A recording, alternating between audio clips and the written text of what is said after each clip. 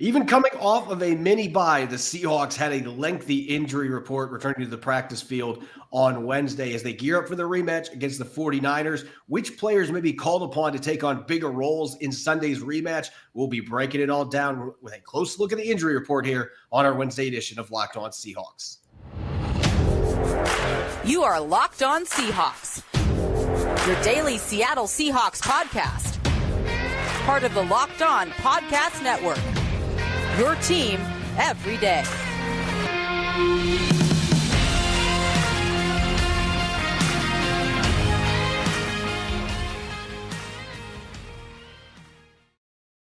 Greetings, 12. This is Corbin Smith, host of the Locked On Seahawks podcast, your daily Seahawks podcast, part of the Locked On Podcast Network, your team every day. Glad to be joined, as always, by my co-host in crime, Rob Rang, here for Matchup Wednesday. We'll be diving into all the key positional battles to watch as the Seahawks and 49ers spar for the second time in 3 weeks, this time at Levis Stadium. We greatly appreciate each and every one of you for making Locked On Seahawks your first listen 5 days a week. Whether you're listening in the San Juan Islands or the Dominican Republic, we greatly appreciate each and every one of you. This Matchup Wednesday edition of Locked On Seahawks is brought your way by Prize Picks, the easiest and most exciting way to play daily fantasy sports. Go to prizepicks.com/LockedOnNFL and use the code all lowercase LockedOnNFL for a first deposit match up to $100. Now for your lead story here on our Wednesday edition of Locked On Seahawks. The Seahawks had the benefit of a few extra days off after losing to the Cowboys last Thursday night on what some would call a mini bye. But even with that extra break, a pretty lengthy injury report for the Seahawks heading into their rematch with the 49ers. First practice on Wednesday, 6 players being non-participants, 4 players being limited, and a couple players as full participants. But this was still a little longer list than I think fans would have liked to see going into this rematch, considering the Seahawks did have the benefit of having 3 additional days off for guys to heal up. Well, and it's not only is it a long list, Corbin, it's a list of a lot of important players. I think that, for me, one of the biggest areas of concern is the fact that Seattle struggled with the San Francisco running back, Christian McCaffrey. I mean, everybody does, but they struggled in trying to contain him a couple of weeks ago, and that was with a healthy Jordyn Brooks. But Pete Carroll described it as a medial sprain, the kind of the middle of his ankle. It's not a high ankle sprain, but still, it sounds like that is a possibility that Jordyn Brooks would not be available. And the two-headed monster that can be Seattle's running game, we know that Kenneth Walker III has been out, but now Zach Charbonnet is on the list as well with a very sore knee that was characterized previously as a bone bruise. So much so that SaRodorick Thompson actually was brought back in on the practice squad. So the Seahawks obviously feel that this is an area of concern for them. We know that that's one of the things that Seattle needs to do to try to be able to keep the pressure off of Geno Smith is to be able to run the football. And there's a lot of other big names out there. Jamal Adams has had his name in the news for all kinds of reasons. Certainly, you were hoping that he would be on the practice field for the Seahawks. And one of the players that they brought in specifically to face against the 49ers, Leonard Williams, also was sidelined today. So again, this is a massive list of very important players for the Seahawks. You have to hope that they're going to be healthy and ready to go on Sunday. Yeah, we have to keep in mind that it is still Wednesday. You've got 2 practices left, and Leonard Williams sat out of practice last week leading up to their game, was able to right the ship and play in the game. From everything I've been told, he should be fine to go, but they're being cautious with the veteran who, you have to remember, he's on pace to play a rare 18-game season too. So you're trying to ease him into games right now with that workload, especially being a veteran that's in his 9th year in the NFL. As for Jamal Adams, this just seems to be where he's at coming off of that torn quad tendon. They just have to do whatever they can to get him ready for game day because he's going to be dealing with this issue the rest of the season. And hopefully after another offseason where he can strengthen that knee, maybe this is not going to be as much of an issue. But obviously his name has been in the news for the wrong reasons the last few days. That continued today. The Seahawks would like to see him make some big plays against the 49ers and get the good graces of fans. I think you look at the linebacker and running back situations, though, that's really what jumps out to me here. Now, Pete Carroll did say that Ken Walker III was moving well in their walkthrough. That's still a big leap to get him into actual practice. He did not participate today. And Charbonnet, Pete Carroll said if he bumps his knee again early, he's going to be really hurting. So they're going to be easing him back in. They're hoping by the end of the week, since it's a bone bruise, that he will feel pretty good and that he has a good chance to play. But in the event both those guys are out, we've gotten plenty of feedback from listeners wondering why Kenny McIntosh has not gotten that opportunity. Well, eventually the Seahawks are going to reach a point where they have no choice, because if you don't have Charbonnet or Walker in this game, which is a possibility, I would think one of them is going to be available. But if you're missing both of them, DJ Dallas and Kenny McIntosh are the only healthy backs that you have on the 53-man roster. So Roger Thompson would have to be called up by default from the practice squad. At some point, they're going to have to see what this kid can do. And Devin Bush played most of the snaps against Dallas last week, and I thought he looked solid out there. Didn't have a great game by any means, but he is a very athletic linebacker that brings a little different skill set. I would think Kenny McIntosh and Devin Bush right now are the two players that you have to highlight, thinking there's a chance that these two guys might have to take on a significant role in this rematch against the 49ers. And especially for a guy like McIntosh that hasn't had an offensive snap yet, that would be a big ask going up against this defense. Oh, it certainly would. I am as excited as anybody about Kenny McIntosh getting onto the field for the Seahawks, but still, this would be a huge ask to have McIntosh basically be making his NFL debut, at least on offense, in a game of this significance. Not that that's anything that he is not used to, playing, of course, for the two-time defending champion Georgia Bulldogs, but still, that's a big ask. I think it's a massive ask of Devin Bush as well. Obviously, he was a former first-round pick, played with the Pittsburgh Steelers there. He's used to starting, but at the same time, remember, it was Jordyn Brooks who wound up with the pick six, scoring Seattle's only touchdown against the 49ers in this last performance. So, Devin Bush is a good player, but at the same time, he has not yet shown the ability to make plays all over the field that Jordyn Brooks has. So if this is indeed the case, the Seahawks are going to have to go with some young, fairly unproven players here in a massive game for them. That just makes it that much more difficult to overcome the odds that are the San Francisco 49ers.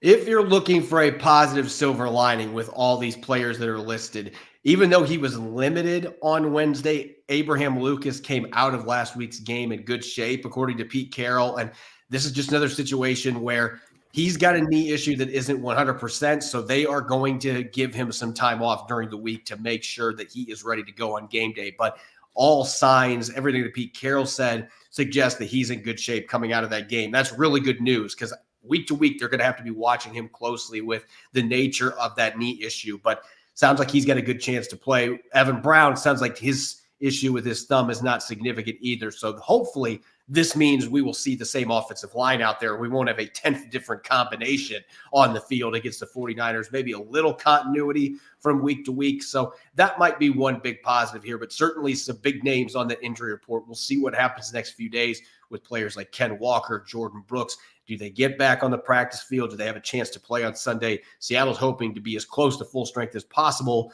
as heavy underdogs in this rematch against the 49ers. Coming up next, it's Matchup Wednesday. We're going to switch things up. Normally, we look at the Seahawks on offense to kickstart the festivities, but with them losing 4 out of 5, we decided it's time to switch things up. We're going to look at the Seahawks defense against the 49ers offense first. That'll be coming up next here on our Wednesday edition of Locked On Seahawks, which is brought your way by Skylight. You're looking for a perfect no-fail gift to give. It can be difficult to find the right gift for a loved one that stays fresh year after year. You want an easy gift to give, but you also want it to be thoughtful. No one wants to give a lame gift. If you're looking for the perfect gift that everyone will think you spent hours personalizing, look no further than the Skylight Digital Picture Frame. Skylight is a touchstone photo frame that you can send photos to straight from your phone, and they appear in seconds. You can even preload photos before the box is opened, so when it's unwrapped and plugged in, your most treasured memories will appear. It's the perfect gift for everyone from grandparents to new parents to spouses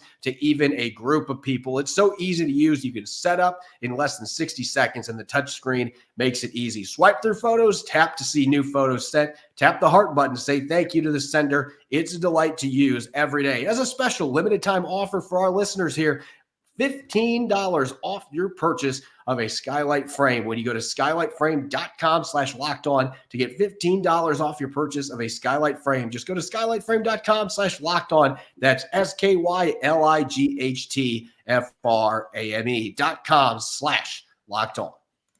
You're listening to Matchup Wednesday here on the Locked On Seahawks podcast. I'm your host, Corbin Smith. Glad to be joined, as always, by my co-host in crime, Rob Rang. And a special thanks to each and every one of the 12s out there for making Locked On Seahawks your first listen 5 days a week. We greatly appreciate it. It's Matchup Wednesday. We're back to our typical programming. Those couple Matchup Tuesdays, that was just an odd feeling. But we're back into the sweet spot, middle of the week here, Rob. And a familiar opponent, the 49ers, who we just did this a couple of weeks ago, actually, on one of those Matchup Tuesdays, breaking down the key matchups. And there's going to be plenty of similarities, but maybe a few switch-ups going into this rematch as well. And we're going to look at the Seahawks defense first, trying to see if maybe we can give some good mojo to the Seahawks to get out of this losing streak that they currently are on. But this is a 49ers offense that has been lighting it up, throwing the ball, running the ball, breaking tackles after the catch, 42 points against the Philadelphia Eagles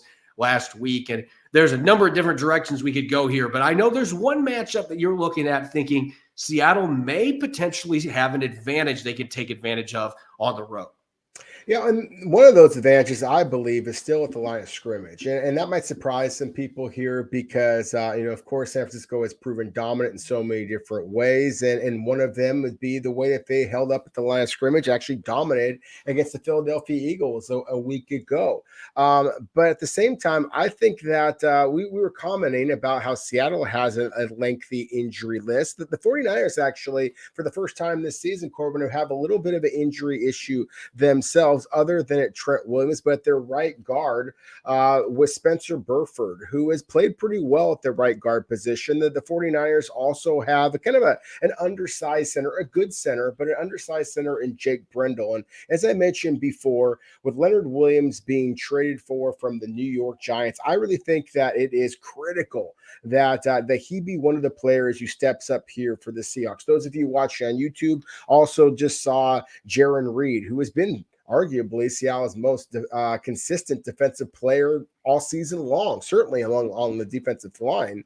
And so I think the combination of those two players in particular, Jordyn Reed and Leonard Williams, I think that they need to be able to kind of shore up the middle of Seattle's defensive line. If they're able to do that, force Christian McCaffrey and others to go outside rather than just right up the middle, the way that they were just hitting the hole with great intensity and great speed a couple of weeks ago, then I do think that the Seahawks can make this a much more difficult game for the 49ers.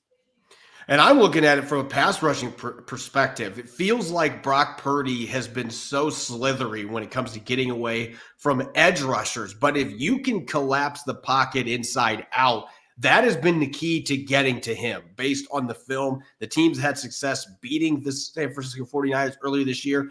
A lot of that was working inside out with the pass rush. So if they can get Jordyn Reed, they can get Mario Edwards involved in this rotation. Draymond Jones, he's going to play off edge some, but you're still going to have him inside. They need this group to step up, not just defending the run, but they've got to turn up the heat on Brock Purdy, get some quick pressures inside out. And I think that they can maybe force him into some tough decisions. Teams just have not had a lot of success doing that. This has been an area of surprise strength for the Seahawks. They need to take advantage of that in this football game. Now, as for a positional battle that was very one-sided in 49ers' favor last matchup, look no further than the outside. The big plays that you got to see from Deebo Samuel, from Brandon Ayuk, that late touchdown where he got away from Devin Witherspoon in coverage. Juwan Jennings has been really good the last couple weeks, and he is a big receiver that's hard to get to the ground. All these guys gave the Seahawks secondary problems, and we saw this last week. The Dallas Cowboys had a lot of success throwing the football. They've been getting penalties on the Seahawks defense the last couple of weeks as well. You got to believe that that's starting to enter the psyche a little bit for these defensive backs. To me, this is still a critical matchup. Maybe not the most important one, but Seattle's got to find a way, most importantly, to limit the explosives. And it isn't just throwing the ball 50 yards downfield. We're talking plays to Deebo Samuel and quick dump-offs where he breaks 6 tackles and then picks up 60 yards. The Philadelphia Eagles gave up a bunch of chunk plays that had big after-the-catch yardage. The Seahawks cannot afford to do that. That was one of the issues they had at the beginning of the game 2 weeks ago. The 49ers had a lot of splash plays. You cannot let this receiving corps do that to you, or it is going to be another long afternoon against a really good football team. Yeah, that's the biggest reason why I love what you mentioned a moment ago about Seattle needing to be able to create that interior pass rush. If they can at least cloud Brock Purdy's vision down the field in those short and intermediate areas, that's where Deebo Samuel can absolutely take over a football game.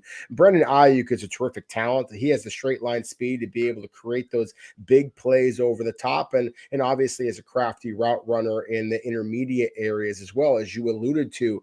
But to me, the one that you absolutely have to be terrified of is Deebo Samuel for the exact same reasons that we saw against the Philadelphia Eagles. As you said, I mean, he basically broke 5 or 6 tackles and just outraced people to the end zone. And that's why I do think that this is a matchup that we have to mention. I think that the Seahawks have the cornerbacks that can be able to handle those responsibilities. Again, I think that it's critical that you see Devin Witherspoon and Reek Woolen in particular, Trey Brown as well, just demonstrate the big play ability that have made them stars at times for the Seahawks over the last couple of seasons. But I'm also going to mention the safeties. We kind of called out, not only Jamal Adams, but Quandre Diggs in terms of their open field tackling. Again, unless you're going to see a replay of what Deebo Samuel and others did to the Eagles a week ago, then I think it's critical that the Seahawks rally to the football and make sure they put San Francisco's wide receivers on the ground quickly.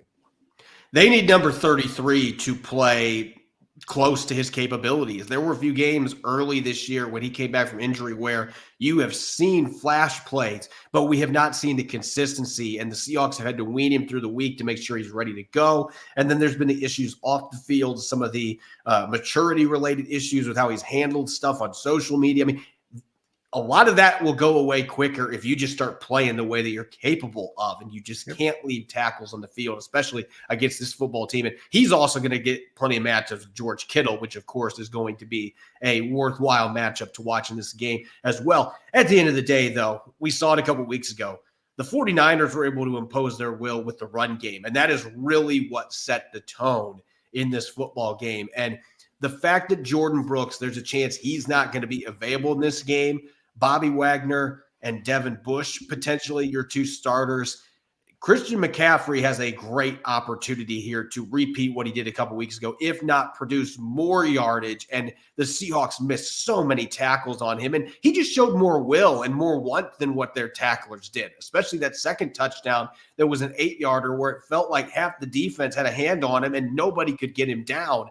Seattle's got to show that fight. And if you don't bring your hard hat in this game, Christian McCaffrey right now is very much in the thick of things to win the MVP as a dual threat running back. If you are not ready to play with physicality and wrap up against this guy, he is going to torch you again. And oh, by the way, the matchup with the linebackers, Devin Bush has athleticism, but there's been covered issues in his past. Bobby Wagner's had some missed opportunities the last couple of weeks where teams have gone after him.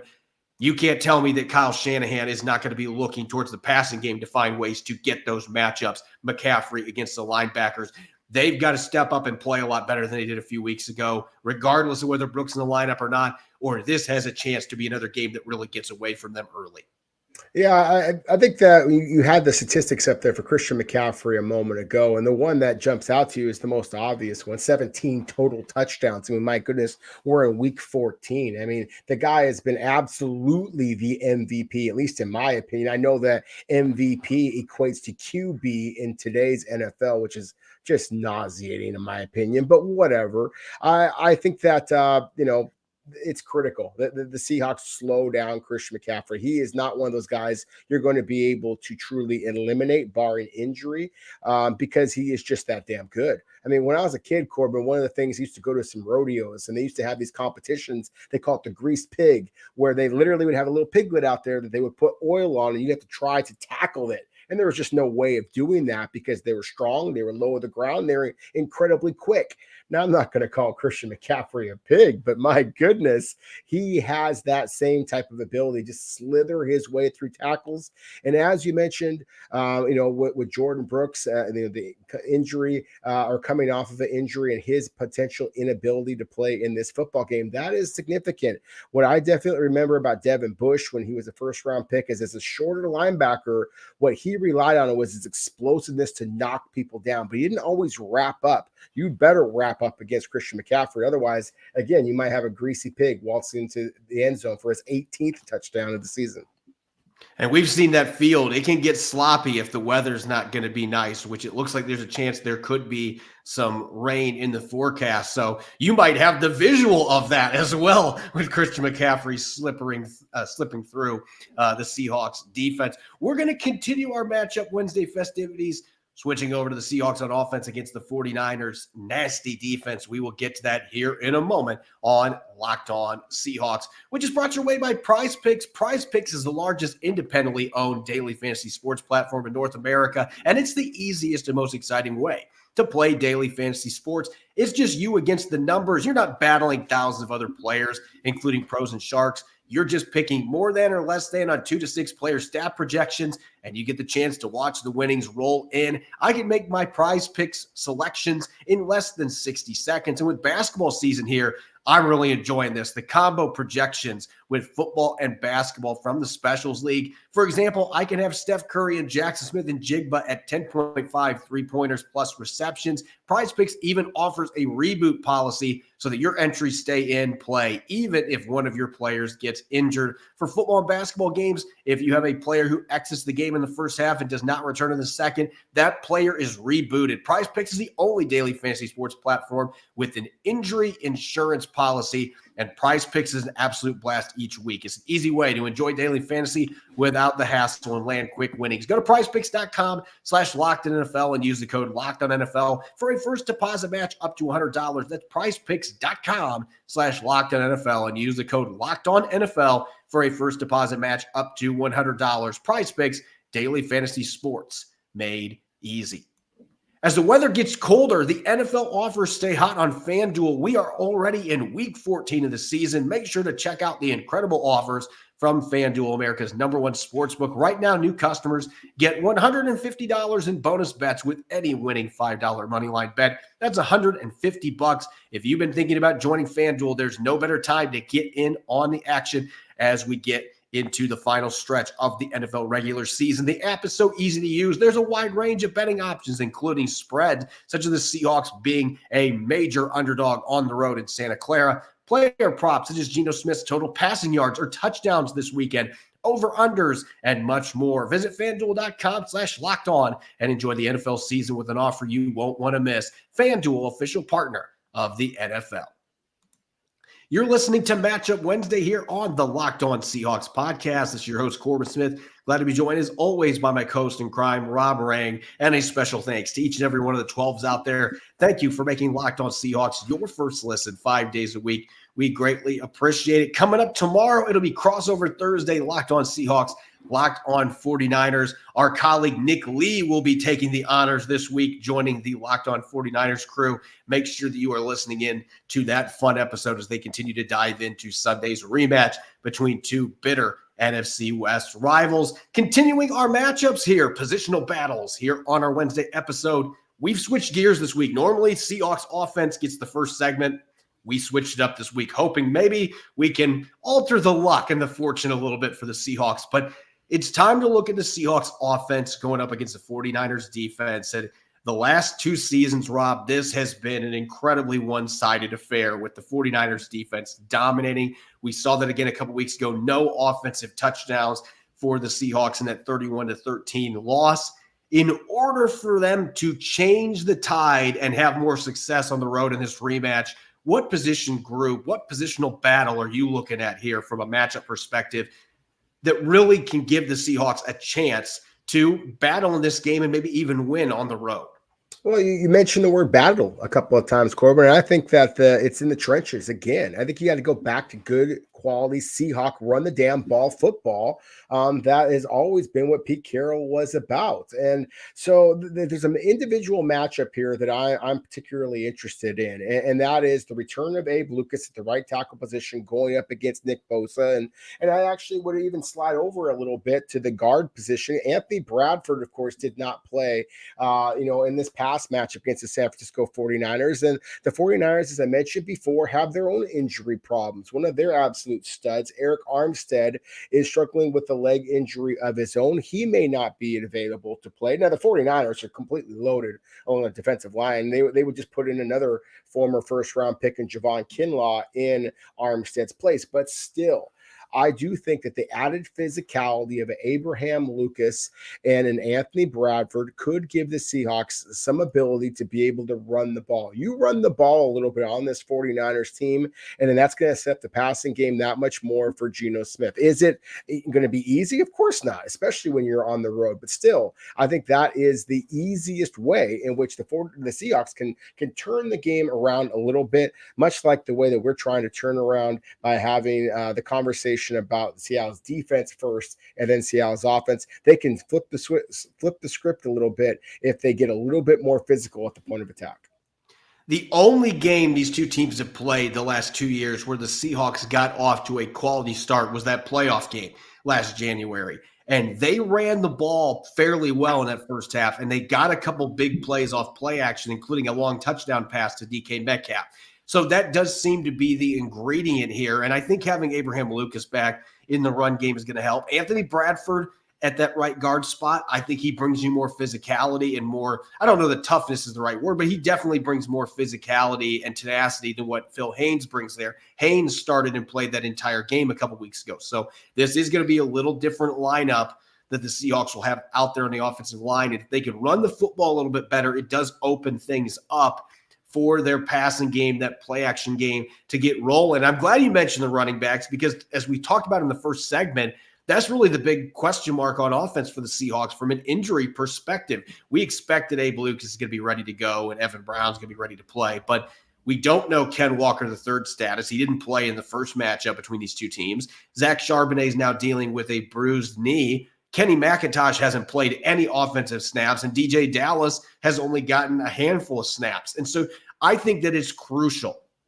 for this Seahawks team, not just to have the blocking up front to help these guys out, but they are going to need some big plays from DJ Dallas, from Kenny McIntosh. If they have Ken Walker III or Zach Charbonnet available, obviously those two players are the ones that are going to be starting. But right now, we don't know if either of those guys is going to be available. So it is going to fall on the shoulders of DJ Dallas and Kenny McIntosh, again, the player our listeners have been begging to get some snaps for the Seahawks, has not gotten that opportunity yet.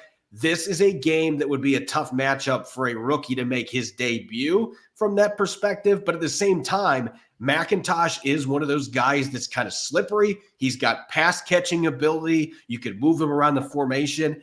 He might be the kind of Swiss Army knife that maybe can have a little bit of success against this defense, especially with some of the injuries they've had at the safety position. And he's a solid pass protector as well. So all those running backs, whoever is available, Seattle has to continue to emphasize the run game. Even if the 49ers stop them early, you can't get away from the ground game and become one-dimensional. And so these guys got to make an impact, not only running the football, but as receivers as well. You get some of those quick dump offs. Can you find a way to create some yardage after the catch and help sustain drives, something they could not do in that first matchup against the 49ers? Yeah, it's it's appropriate. We're going to have Nick Lee, hosting the show tomorrow, Corbin, because I feel like I should be talking to Nick when I mention this reference here. The old Rocky movie, where he's fighting the big Russian Drago, and when Rocky actually gets a little bit of blood on him. And it's like, oh my goodness, this man is human. The 49ers are human too. Look, Fred Warner, in my opinion, is, with all due respect to Bobby Wagner and some of the other great linebackers out there. I think the Fred Warner of the 49ers is the best inside linebacker in the NFL right now. Dre Greenlaw is a terrific linebacker as well, but they are human, especially, again, if they're going to be missing their most consistent big man at the defensive tackle position in Arik Armstead. So I do think, regardless of who the Seahawks have at the running back position, that they do try to pound the rock inside and be able to get Fred Warner and Dre Greenlaw worried about the run. That's going to create some passing opportunities for Geno Smith. And, we kind of referenced DK Metcalf, who had the big long touchdown, against the 49ers back in that playoff game. And obviously he is coming off his most spectacular performance of the season with 3 scores against the Dallas Cowboys, who also have a terrific defense. That the Seahawks showed an ability to move the ball clearly against Dallas on the road just last week. I think it's actually a different wide receiver the Seahawks should be focusing on a little bit in this game. Certainly, you want to get DK Metcalf involved. Obviously, you want to get Tyler Lockett involved. But I think it's actually an opportunity for the rookie Jackson Smith-Njigba. He is getting more and more playing time. You can see his confidence growing. And I think that this could be a fascinating one. Those of you watching on YouTube can see the pictures and the statistics for Jackson Smith-Njigba. 45 catches, 468 yards, 2 touchdowns, relatively pedestrian numbers. The guy that's on the other side, the Michigan player, Ambry Thomas, 30 tackles, 1 interception, 5 passes broken up. Pretty pedestrian numbers for him. This is also an Ohio State-Michigan kind of rivalry that I think that the Seahawks should try to take advantage of a little bit. Get into JSN's head and kind of remind him of that fact. Take out that frustration here. I think that if you can get the ball downfield to JSN, he can use his size. Jake Bobo as well. Use that size against a San Francisco 49ers secondary that is more punch than they are size. And so I do think that you can create some big after the catch type of opportunities for the Seattle wide receivers, just like the 49ers are hoping to do on their side of the ball.